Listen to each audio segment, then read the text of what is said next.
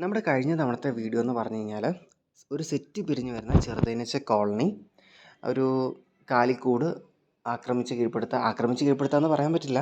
അതിൽ വന്ന് കയറുന്നൊരു വീഡിയോ ആയിരുന്നു നമ്മൾ ലാസ്റ്റിലത്തെ തവണ നമ്മൾ ചെയ്തിരുന്നത്.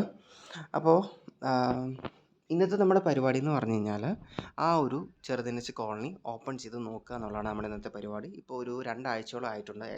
കൃത്യം കണക്ക് പറഞ്ഞു കഴിഞ്ഞാൽ ഒരു 11 ദിവസം 12 ദിവസം ആയിട്ടുണ്ട് നമ്മൾ ഓപ്പൺ ചെയ്ത് നോക്കുകയാണ്. അപ്പോൾ നോക്കിയപ്പോഴത്തേക്കും ഞാൻ വലിയ പ്രതീക്ഷയോട് കൂടിയിട്ടാണ് ഞാൻ നോക്കുന്നത്.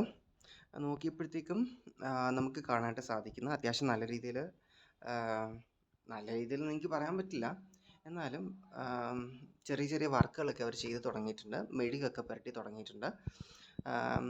ഈച്ചേനെ അട്രാക്റ്റ് ചെയ്യുന്നതിന് വേണ്ടിയിട്ട് ഞാനിതിനു മുമ്പ് ചെറുതേനീച്ച പെട്ടിക്കകത്ത് കുറച്ച് മെഴുകൊക്കെ മുമ്പ് പുരട്ടിയിട്ടുണ്ടായിരുന്നു.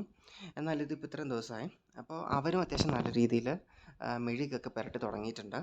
പിന്നെ ചെറിയ അളവിൽ തേനൊക്കെ വെച്ച് തുടങ്ങിയിട്ടുണ്ട്.